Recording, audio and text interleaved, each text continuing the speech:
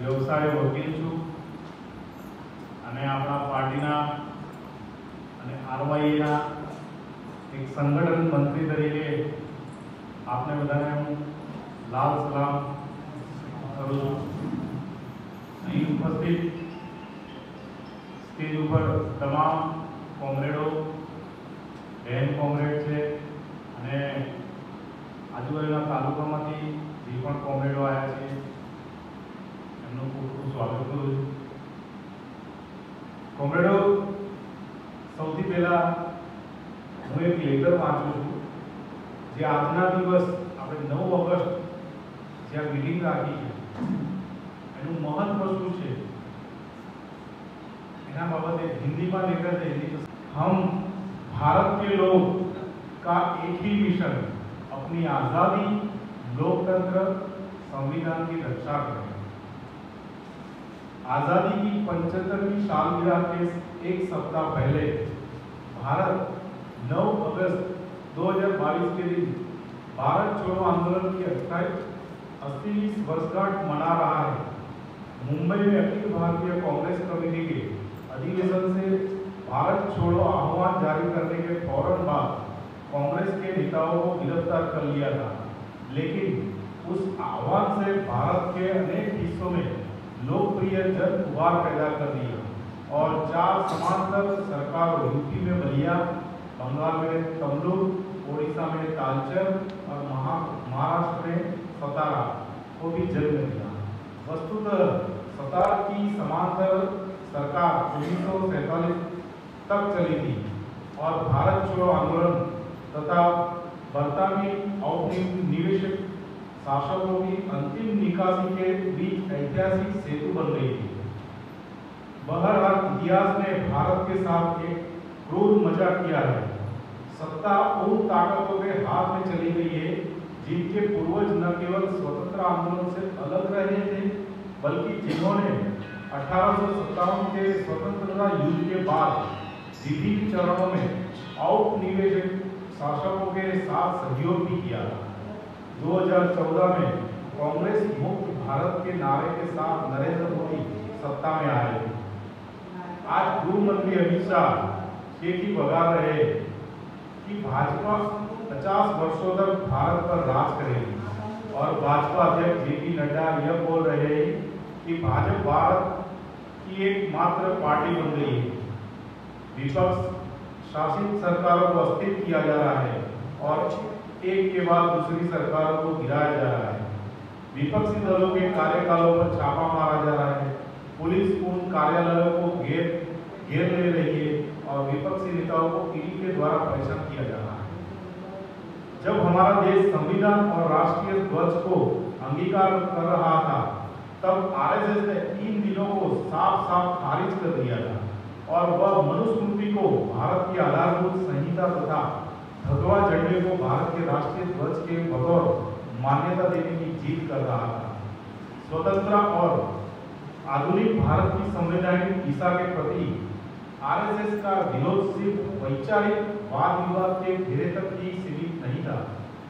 उन्होंने पंख फूटते गणतंत्र को अस्थिर करने तथा उसके भटका देने के लिए कोई कसर उठा नहीं रखी। गांधी की हत्या उसकी बृहत्तर साजिश का अभिन्न हिस्सा थी।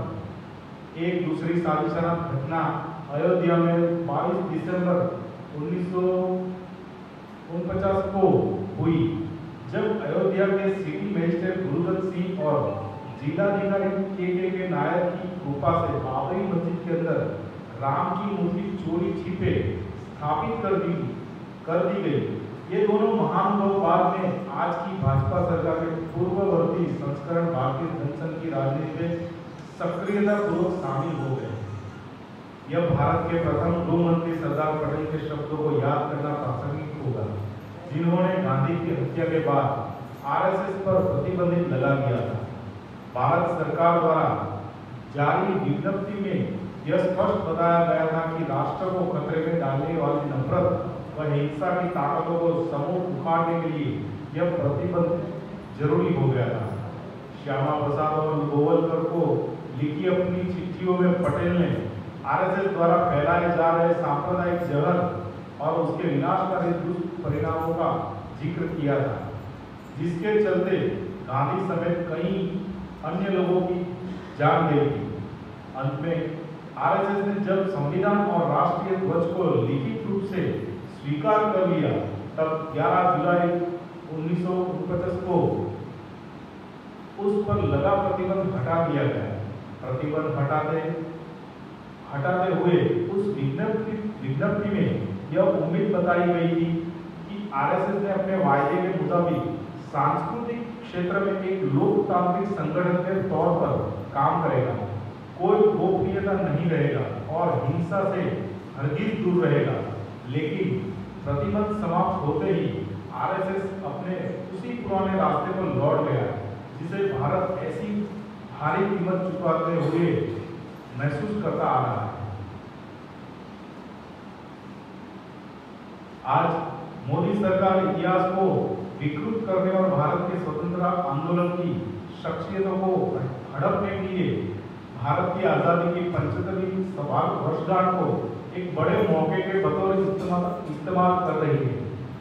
उसने ध्वज संहिता को संशोधित किया है ताकि झंडे को उसके इतिहास से परे हटाकर व्यवसाय की वस्तु बना दिया जा सके। यहाँ यह झंडा आत्मनिर्भरता और भारत के उस पुराने फूलते फलते इतिहास से हस्तकरघा उद्योग को पुनर्जीवित करने के संघर्ष का प्रतीक था, जिसे अंग्रेजी औपनिवेशिक हुकूमत ने ब्रिटेन को कपड़ा मिलों को बढ़ावा देने की खातिर बर्बाद कर दिया था। इस सरकार ने आजादी को इसके मूल अर्थ से भी वंचित कर दिया है। हमारे स्वतंत्रता आंदोलन में आजादी का मतलब सिर्फ औपनिवेशिक शासन से ही नहीं, बल्कि तमाम किस्म के सामाजिक बंधन और उत्पीड़न से भी आजादी था।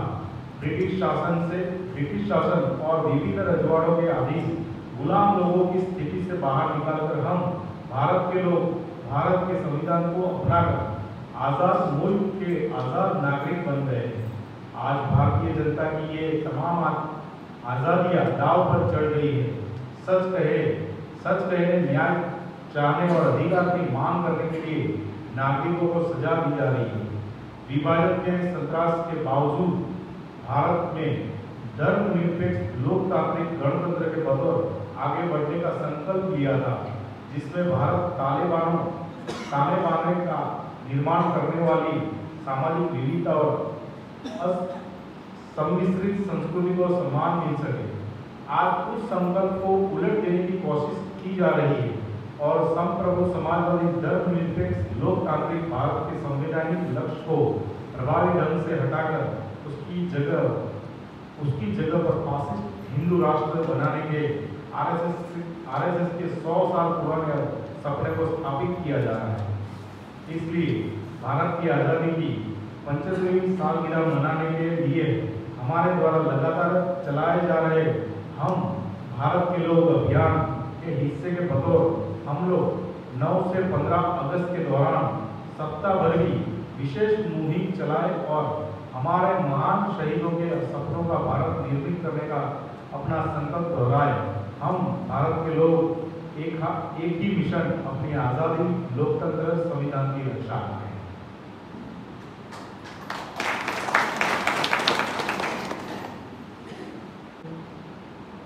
आखा विश्व में आदिवासी दिवस मनावવામાં આવે છે।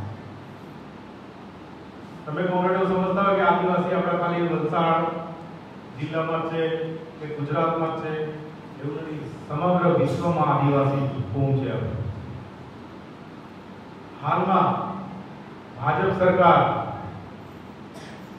વર્ષોથી આઝાદી પછી કોંગ્રેસ સરકાર હતી, પછી ભાજપ સરકાર આવી। આ બધી પાર્ટીઓ હંમેશા સતત आदिवासी कौम शोषण करती आई। हाल में जब आया अमे जे बस में एक नानो उदाहरण आपू कि अमे वलसाड उतर्या, वलसाड थी अमे अहींया आवता 2.5 कलाक थया। रस्तो एटलो खराब हतो, अमारी बस एटली खीचोखीच भरेली, नानी छोकरीओ थी 7मा 8मा धोरणनी, एटली નાની છોકરીઓ હતી, અમે અંદર કોંગ્રેસ ચર્ચા કરતા હતા કે આટલી નાની છોકરીઓ અહીંયા સુધી આવતી હોય, પછી એમને કંઈક આ બસ લગભગ આગળ જતી હશે, હા ને? તો એ બસ હજી એ છોકરીઓ બસમાં હતી અને વિદ્યાર્થી હતી.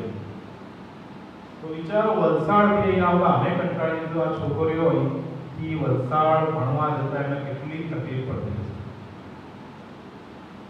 તો આપણે 10 પ્રાથમિક કે ઉચ્ચ માધ્યમિક સુધી ભણશે, જ્યારે કોલેજ કરવાનો સમય તો કેવી રીતે કરશે?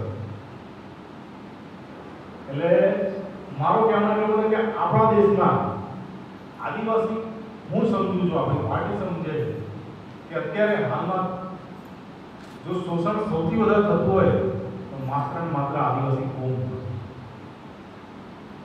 પણ હવે એવું નથી. કોંગ્રેસ આદિવાસી કોમમાં હવે જાગૃતિ આવી છે, શિક્ષિત બની ગઈ છે અને આપણે સંગઠન મજબૂત કરવું પડશે.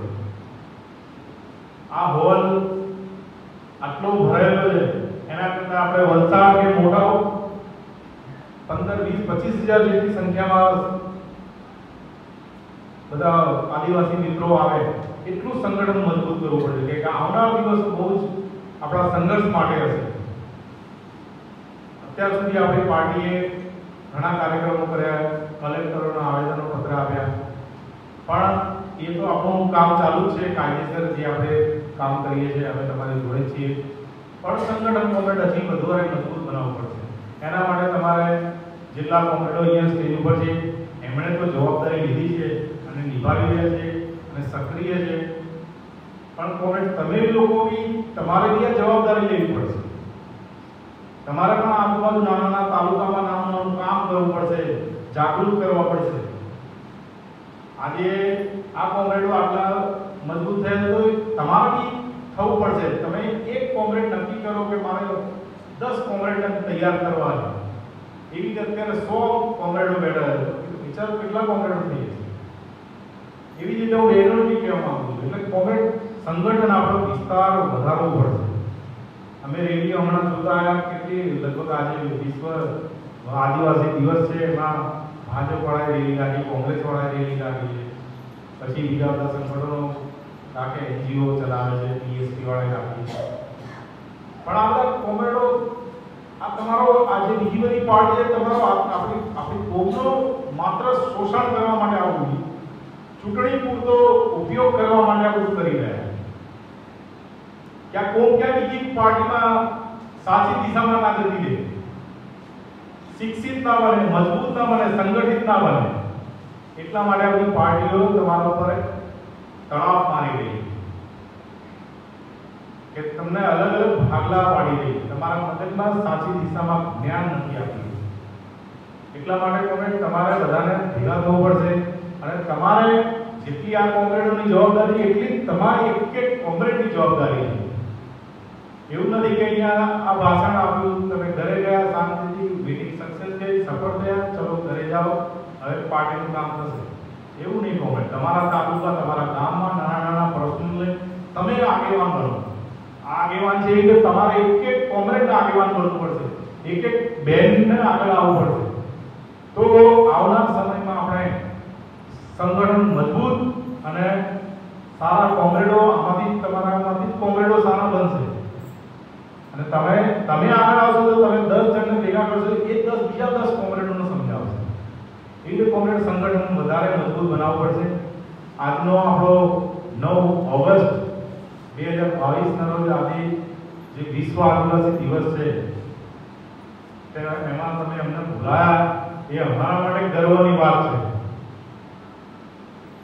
અને આપણી પાર્ટી તમામ ભારતના અલગ અલગ જિલ્લાઓમાં, અલગ અલગ રાજ્યોમાં, અલગ અલગ શહેરોમાં આજે મોટા પાયે આ પ્રોગ્રામ કરી રહી છે.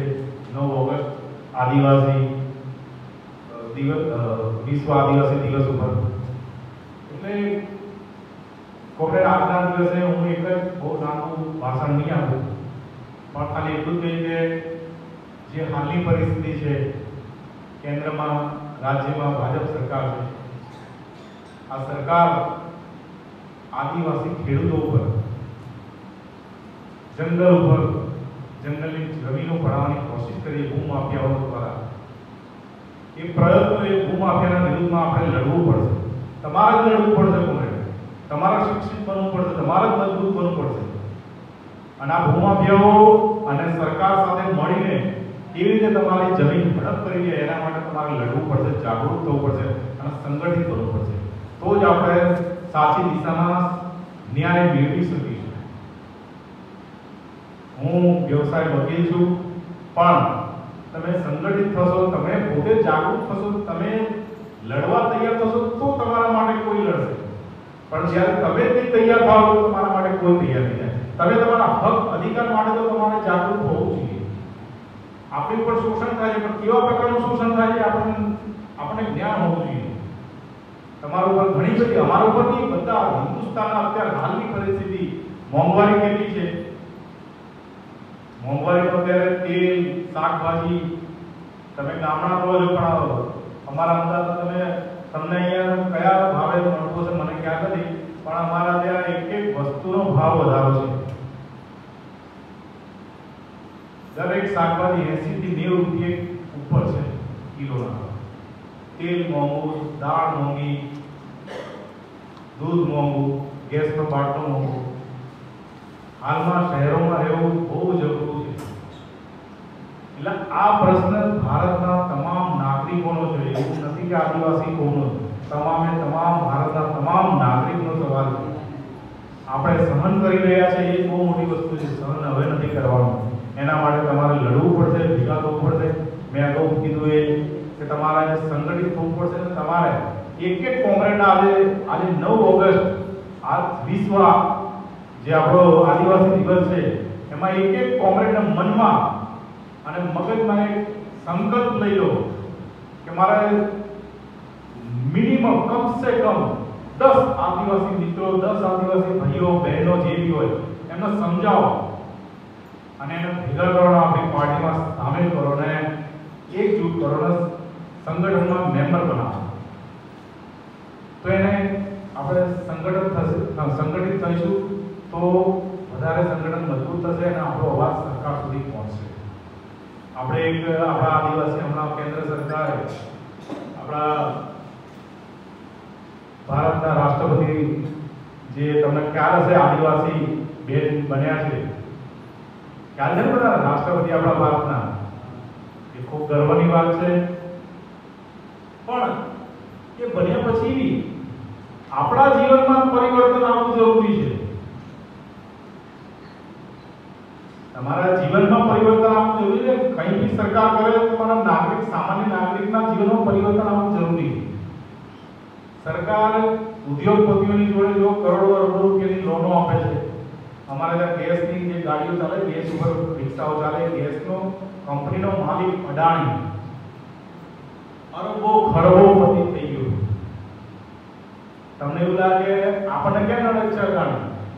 અને અડાણી તમારા મારા બધાના ખિસ્સામાંથી પૈસા લઈ ગયો છે. આજે અડાણીને અરબો રૂપિયાની લોન સરકારે આપી છે. બીજા દેશોમાં એ નવા ઉદ્યોગો, પ્લાન્ટો નાખવા માટે.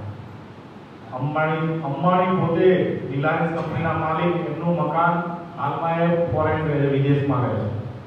એમણે ઇન્ડિયા છોડી દીધું, ભારત છોડીને બહાર રહે છે. મોટા ઉદ્યોગપતિઓ બહાર છે.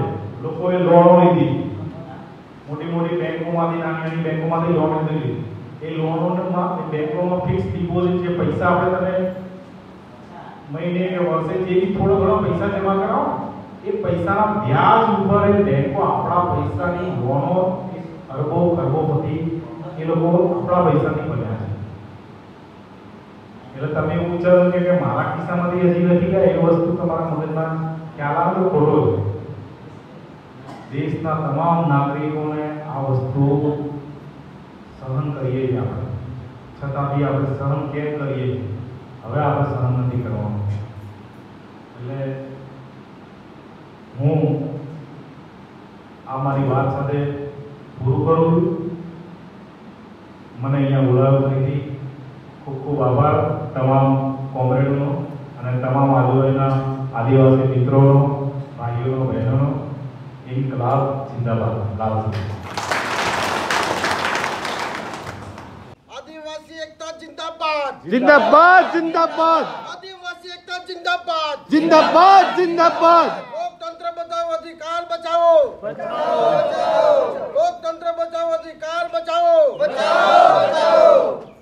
आजादी के अधिकारों के लाल सलाम लाल सलाम लाल सलाम लाल सलाम आजादी के शहीदों को लाल सलाम लाल सलाम लाल सलाम लाल सलाम आजादी के शहीदों को लाल सलाम लाल सलाम आदिवासी एकता जिंदाबाद जिंदाबाद जिंदाबाद आदिवासी एकता जिंदाबाद जिंदाबाद जिंदाबाद जिंदाबाद सिपाही एमएल जिंदाबाद जिंदाबाद जिंदाबाद जिंदाबाद सिपाही एमएल जिंदाबाद जिंदाबाद जिंदाबाद महंगाई पे रोक लगाओ